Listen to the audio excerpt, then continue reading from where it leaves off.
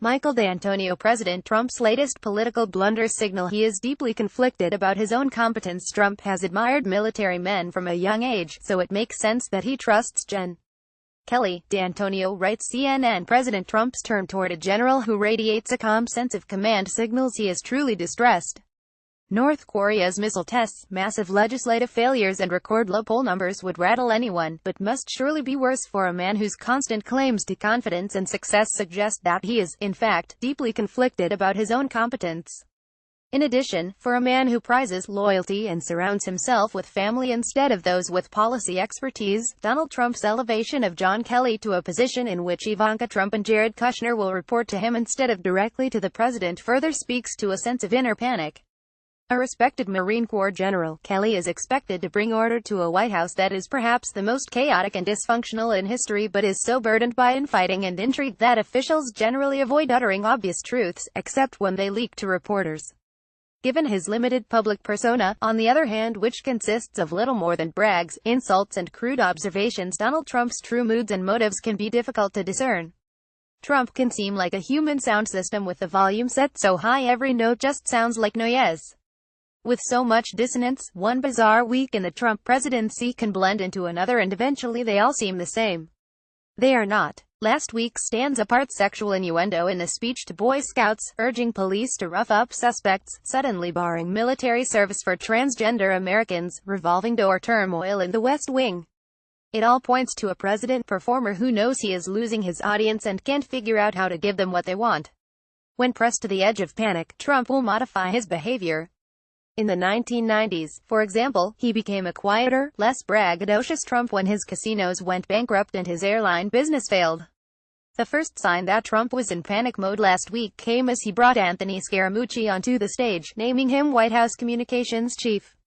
In Italian theater, a Scaramuccia is a menacing court jester who inevitably falls from grace, and Trump's jester fit the archetype perfectly, ousting Sean Spicer and Reince Priebus before. In the stunning bit of political theater, the mooch and his profane, on-the-record tirade became a bigger laughingstock than the men at whom he had aimed his blade. Spicer and Priebus were easy prey because the dramatist Reed President had introduced them to us as characters who would inevitably be killed off.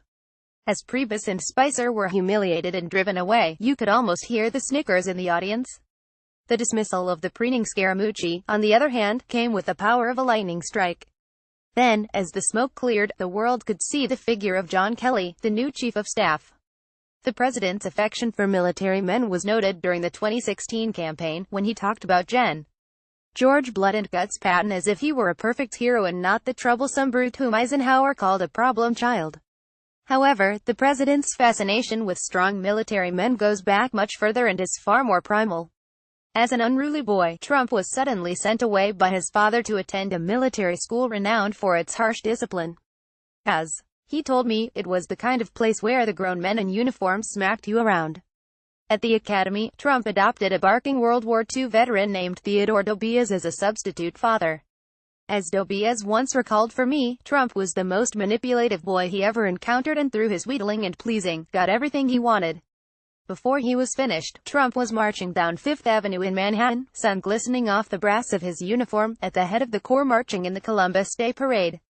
Although young Trump escaped serving through a series of academic and medical deferments, the president was so enamored of the military style that 50 years later, he would speak lovingly to me of Brasso Polish and spit-shined shoes.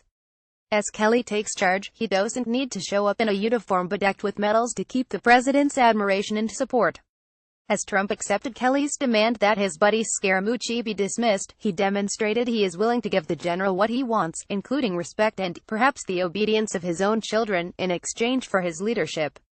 As he sets to work, Kelly for his part will undoubtedly seek to end the deception and bumbling that have characterized the White House under a president whose impulse is to deny and distort whatever facts displease him.